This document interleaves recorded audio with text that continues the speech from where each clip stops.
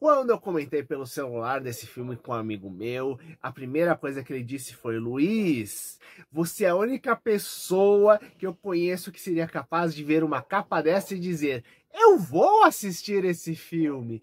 E nesse momento eu percebi que eu ganhei o dia, porque eu adoro ver material que saia do padrão. Inclusive, esse é o principal motivo para a existência desse canal, de eu pegar as coisas que realmente a maioria das pessoas não buscaria ou não comentaria.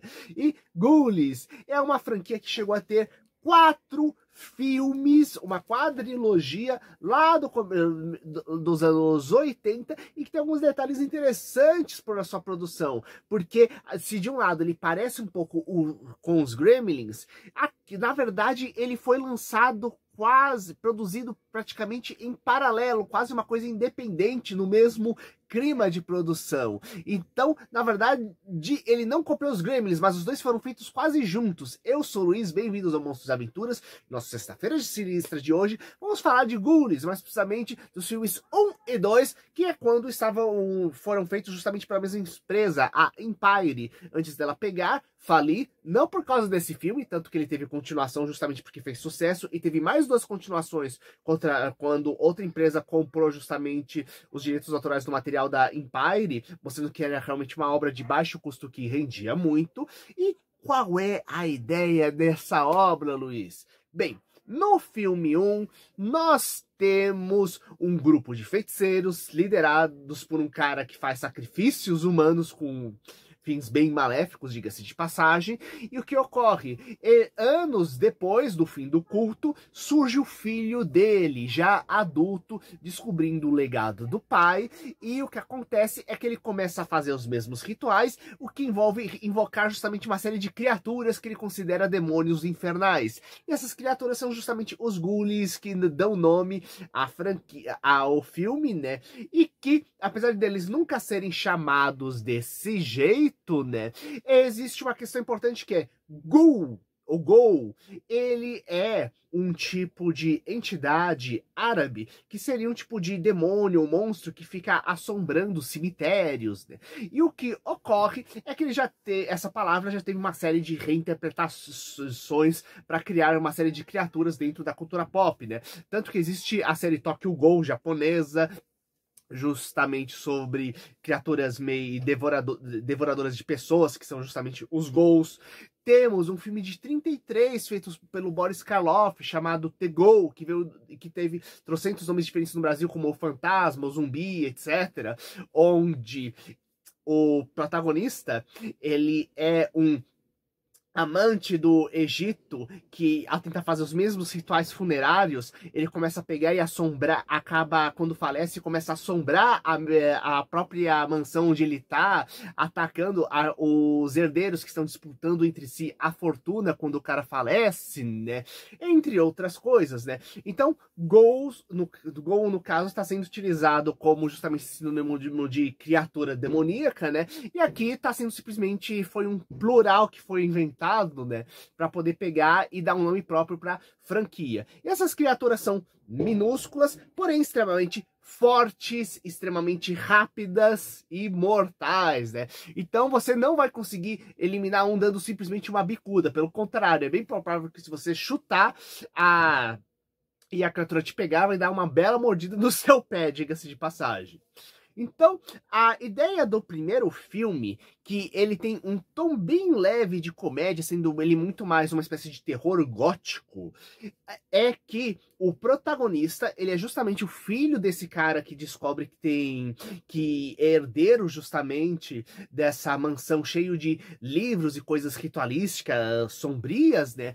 E o que ocorre, ele começa a ser dominado por uma vontade de pegar e reestruturar justamente esses rituais, de realizar toda essa série de invocações, né? De ter esses grandes poderes, né? Uma coisa quase inconsciente que você vê que é algo sombrio que está pegando e tentando dominar ele, né? Sendo que a namorada tá tentando pegar e tirar ele dessa, né? Inicialmente até acha uma coisa bacana que, ele tá restaurando a mansão do pai, reestruturando as raízes, que coisa boa. Depois, quando vê ele perdendo cada vez mais a personalidade, ele fica quase um zumbi em determinado ponto, né?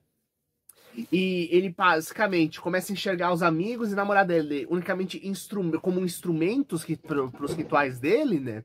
Aí então você vê como a coisa vai perdendo de controle, né? E é claro, fica bem óbvio como o pai dele vai aparecer em determinado momento, né, que eu não quero dar spoilers, né, mas falando, onde a gente descobre exatamente o que aconteceu pro culto acabar, por que é que essa criança ficou tão longe dele, ele só descobriu agora que tinha essa coisa do pai, né, e realmente qual o segredo obscuro por trás de tudo aquilo. Como eu falei, é um filme de terror mais estilo gótico, né? Onde a gente tem justamente uma grande mansão, com as criaturinhas indo pra lá e pra cá, aquele clima sombrio, e justamente você vendo o próprio processo de degradação mental do protagonista durante todo o processo de lidar com aquelas forças sombrias sem controle. Inclusive, uma coisa bem interessante é que ele acaba lembrando muito um conto bem comprido do Lovecraft, tanto que muitas vezes ele é publicado algumas vezes como um livro inteiro, né, já que ele é grande o suficiente para ser considerado quase uma novela, que é o estranho do caso do Charles Baxter, né, onde a gente tem justamente um cara que retorna para a mansão de um grande ancestral dele, né, ele começa a pesquisar cada vez mais sobre as pesquisas, experimentos científicos desse ancestral, até que ele começa a replicar esses experimentos, que eram experimentos para poder pegar e tentar ressuscitar pessoas, ressuscitar inclusive grandes filósofos cientistas do passado para debater com ele. Só que naturalmente esses experimentos vão resultando em coisas cada vez mais monstruosas ao invés de ressuscitar pessoas, ao mesmo tempo que a gente vê cada vez mais o fantasma justamente do ancestral dele pegando e dominando a mente do Charles Baxter para poder pegar e ter um corpo jovem novo novamente, né? E continuar com seus experimentos macabros, né? Inclusive, teve até uma releitura estrelada pelo Vincent Price, essa obra do Lovecraft.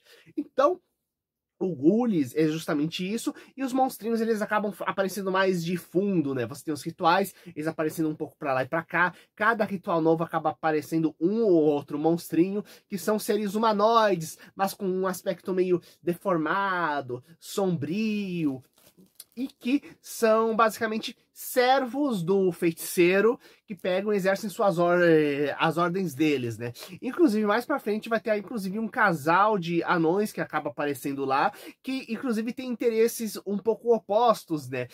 Você fica até se perguntando se eles são seres infernais ou se na verdade eles estavam presos no inferno e algum feitiço condenando eles a pegar e serem escravizados pelos feiticeiros, sabe?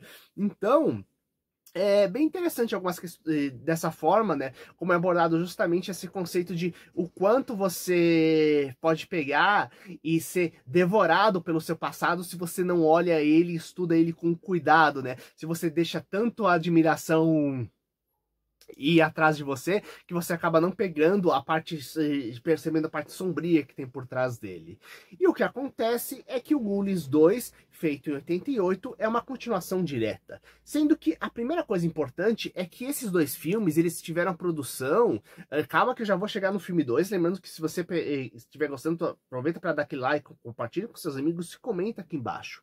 Mas umas coisas bem interessantes da produção é que os filmes foram produzidos pelo Charles Bendis, que, para quem não conhece, é o responsável pela franquia Mestre dos Brinquedos e pela criação da Full Moon, uma das principais empresas produtoras de filmes trashes, curiosamente metade deles justamente sobre bonecos malignos que existe. Inclusive, Mestre dos Brinquedos está no filme 15, tem o filme Brinquedos Diabólicos também, que tem vários da franquia, entre vários outros. Para você ter ideia da loucura, existe até uma sub-franquia do boneco de gengibre assassino que está entre as produções da Full Moon, sendo que a Full Moon seria uma coisa que seria produzida alguns anos mais para frente, né? Justamente depois da falência da Empire, que seria meio que a primeira empresa dele, né? Apesar que pode ser que ele tenha algumas outras empresas antes, mas vamos pensar que a primeira no qual ele, que antes da Full Moon ele teve a Empire, e a Empire já pegava e produzia esses materiais, né? E outra coisa importante é que uma das personagens coadjuvantes amigas dele que aparece na história, apesar de ser uma coadjuvante que quase não fala nada, ela depois prosseguiria com uma carreira de atriz própria, virando a protagonista do Lei e Ordem, Unidade de Crimes Especiais, né? Então, mostrando novamente, como eu falei num vídeo antigo meu, sobre por que precisamos de filme trash, como esses filmes de baixo orçamento são fundamentais para muita gente pegar, ter onde começar e experimentar a carreira, tanto artistas, diretores, produtores de efeitos especiais e muitas outras coisas. E quando a gente vai para o segundo filme, a gente já vai para duas curiosidades técnicas antes, que é o diretor do filme foi o Albert Benty, do filme 2, que é justamente o pai do Charles Band. Pois é, o pai do cara foi diretor do filme aqui. E número 2, temos um personagem muito interessante que é o responsável por um local que é justamente uma espécie de caverna do terror, mas precisamente um castelo mal assombrado de brincadeira que existe no meio de um parque de diversões, que é um dos personagens principais e um dos mais destaques de filmes, que é desse filme, que é o Nigel, que é feito pelo Fidel de Caro, que ele faz vários outros filmes de terror também, né? Então, vamos à trama do Ghoulies 2 aqui. Basicamente após os acontecimentos do primeiro filme, sobraram ainda algumas das criaturas vagando por aí, e o que acontece é que eles encontram um espaço interessante para ir, num local chamado Covil de Satã, que é um castelo mal assombrado de mentirinha que existe no meio de um parque de diversões. E o que acontece é que o parque tá com um novo dono que pega e simplesmente está querendo reformular o parque, independente das ideias das pessoas, independente do quanto possa fazer de dinheiro uma coisa ou outra ou não. Ele quer simplesmente colocar sua vontade lá dentro, paquerar as garotas que quiser e simplesmente botar atrações que ele acha que tem muito mais dinheiro, independente do quanto isso vai tirar o emprego das pessoas, independente de você pegar e conversar com cada uma das atrações, o que eles gostam, o que eles fazem, como peguei melhorar o parque como um todo para atrair mais gente, sabe? Então já temos um vilão, que é esse empresário maligno, que quer dar um jeito, inclusive, de pegar, inclusive expulsar alguns dos trabalhadores do parque à força, né? Inclusive porque com isso facilitaria bastante o trabalho dele, né? E ao mesmo tempo temos os trabalhadores do Covil de Satã, que são os protagonistas da história, né? Entre eles, um mágico quase aposentado que cuida do Covil, só que extremamente bebaço, né? E que estudou magia de verdade. E o que acontece quando as criaturas surgem, a primeira coisa que ele pensa é que, nossa, meus feitiços deram certo, infelizmente eu invoquei demônios, e agora? Como eu faço, sabe? O que dá, inclusive, a impressão um pouco no filme de até onde ele, quando ele mexeu com magia de verdade na vida dele, não apenas magia, aquela mágica de palco, né? Ele realmente, talvez aquilo tenha virado um chamariz, entre aspas, né, para as criaturas do filme 1, quando elas estiveram soltas, se sentirem atraídas justamente para aquele local. E lembre-se do que eu falei do primeiro filme, que tem todo aquele aspecto meio gótico, da casa grande, labiríntica, sombria, com as criaturinhas assombrando para lá e para cá, né, o grande segredo que vai sendo desvendado da casa. Tem um pouco desse aspecto aqui, porque justamente ele alterna entre o parque de diversões em si, com as suas diversas atrações, o pessoal vivendo lá dentro, sendo que uma ou outra pessoa acaba sendo capturada pelos monstros do início, e o castelo mal assombrado de brincadeira em si, né? Que mantém todo aquele aspecto justamente de castelo antigo, ajudando inclusive você a fazer uma transição entre o estilo de filme anterior, né? E esse filme que mescla essa coisa mais realmente labirinto espectral e aquela coisa de parque de terror mal assombrado. Então, de início, os monstrinhos, eles acabam realmente chamando mais a atenção do público, fazendo as pessoas irem lá dentro, porém, posteriormente, os donos da atração, né, que não estavam entendendo porque tava tanta gente querendo ir lá dentro, já que pouca gente queria e tava curtindo o Castelo Mal Assombrado nos últimos anos, de repente pega pegam e descobrem justamente que tem essas criaturas demoníacas fazendo atrocidades, matando pessoas lá dentro, sabe? O que é bem interessante porque, inclusive, tem muito mais mortes nesse segundo filme do que no primeiro, só que ao mesmo tempo o clima é muito mais comédia, com as criaturas aparecendo com muito mais frequência, as criaturas sendo muito mais bem feitinhas, umas parecendo mais uns ratinhos, outros parecendo mais uns morcegos, ou mais morcegos humanoides, né? E você tendo, inclusive, muito uma música, muito menos de clima de terror e muito mais daquelas coisas mais de piada, agitação, aquela coisa de parque, de show. Continua sendo um filme de terror com toques bons de comédia, né? Apesar de ser relativamente leve o filme. Mesmo o primeiro filme com a primeira temática, né, acaba sendo um filme sem muita violência, sem coisa muito pesada que é mostrada e trabalhada, né? Então, para alguém que curte uns filmes de casas mal assombradas, ou curte só assistir um terrorzinho de vez em quando, quer assistir alguma coisa, acaba sendo uma boa pedida, né? E é interessante, então, que eles têm que, de um lado, trabalhar os donos da casa mal assombrada, sendo que, além do Nigel e do mágico aposentado, tem por cima uma espécie de aprendiz de mágico, né? Um jovenzinho que era muito admirando do cara, né? E que acaba tendo meio que frustrado, já que o cara não, assim, já que o mágico não tem, assim, perdeu boa parte do brilho dele, diga-se de passagem, né? E o próprio Castelo Mal Assombrado não atrai muita gente nas atrações, né? Sendo que ele que vira realmente esse aprendiz de mágico, ele vira o verdadeiro protagonista da história à medida que ela avança, né? Tendo que pegar e lidar com as criaturas, sendo que o apogeu do filme é justamente na meia hora final, quando elas pegam e se espalham pelo parque inteiro, causando caos, né? Então é todos os trabalhadores do parque aliados juntos, tentando arranjar um jeito de deter as criaturas, né? Inclusive com uma forma bem interessante no final, que eles arranjam, né? Já que elas parecem quase indestrutíveis, né? Já que eles chutam, botam fogo, socam, atropelam, e os bichos parecem serem quase indestrutíveis. Claro que no meio disso tudo, alguém deve estar perguntando, Luiz, a capa desse vídeo, que deve ser a capa justamente do primeiro filme que você falou, e que cena é essa dos monstrinhos saindo da privada? Pois é, tanto do primeiro filme quanto do segundo, a capa são mais famosa dos dois, são de monstrinhos saindo justamente de um vaso sanitário. Sendo que no primeiro filme é de ele faz parte de uma cena maior, onde os monstrinhos estão saindo de todos os lugares, simplesmente, né? Então uma cena bem rápida, só mostrando que onde quer que você olhe, pode ser que tenha um monstrinho escondido. E no segundo filme, existe toda uma sequência do monstro escondido para poder pegar e atacar uma pessoa. O pessoal deve ter visto que a primeira capa ficou muito icônica, né? Resolveu, vamos fazer uma cena um pouco mais detalhada, interessante, divertida, envolvendo justamente a segunda... justamente envolvendo uma das cenas mais famosas da capa desse filme, né?